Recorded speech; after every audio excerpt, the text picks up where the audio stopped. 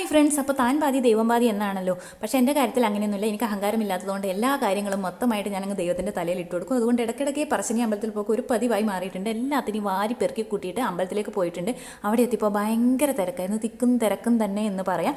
പിന്നെ നമ്മൾ ഉള്ളിൽ തൊഴുതൊക്കെ കഴിഞ്ഞതിന് ശേഷം ഫുഡിന് ലൈന് നിന്നിട്ടുണ്ടായിരുന്നു. അവിടെ ഒടുക്കത്തെ ലൈനായിരുന്നു. എന്നിട്ട് അങ്ങനെ ഫുഡ് കിട്ടി, പരിപ്പും മോരുകറി മിക്സാക്കി കഴിക്കാൻ എന്തൊരു ടേസ്റ്റാണ്. പിന്നെ അത് കഴിഞ്ഞപ്പോഴാണ് റിച്ചു അച്ചും പറഞ്ഞത് ബോട്ടിൽ കയറണം എന്നൊരേ നിർബന്ധം. എനിക്കാണെങ്കിൽ അതിൻ്റെ സൈഡ് പോകുന്നതേ പേടിയില്ലാത്തത് കൊണ്ട് ഞാൻ അതിനകത്ത് കയറിയില്ല. എന്നോടാണ് കളി. അവരെ ഉന്തിത്തള്ളി അതിനകത്തേക്ക് കയറ്റി വിട്ടിട്ടുണ്ട്. അവർ വരുന്നത് വരെ ഞാൻ ആ കരയിൽ വായി നോക്കി അങ്ങോട്ടും ഇങ്ങോട്ടും തേരാ പാരാ നടന്നു. അതിനും വേണം ഒരു കഴിവ്. വന്നതിന് ശേഷം നമ്മുടെ കൈതച്ചക്ക ഉപ്പിലിട്ടത് വാങ്ങി. എരിവും പുളിയും ഉപ്പൊന്നും ഇല്ലാത്ത വികാരമില്ലാത്തൊരു സംഭവം ഇന്ന് തന്നെ ഇട്ടതാണെന്ന് തോന്നുന്നു. പിന്നെ ഐസ്ക്രീമും ഐസും ഒക്കെ വാങ്ങിയിട്ടുണ്ടായിരുന്നു. അവർ ബട്ടർ സ്കോച്ച്, ഞാൻ പിസ്തി ഓർഡർ ചെയ്ത്. പിസ്തയാണെങ്കിൽ ഏറ്റവും ചെറുത്, അവരെ ബട്ടർ സ്കോച്ച് ആണെങ്കിൽ ഭയങ്കര വലുതായിരുന്നു. എന്നാലും ഞാൻ ആർക്കും കൊടുക്കാതെ അത് മൊത്തമായിട്ട് സങ്കടത്തോടെ തിന്നു തീർത്തു.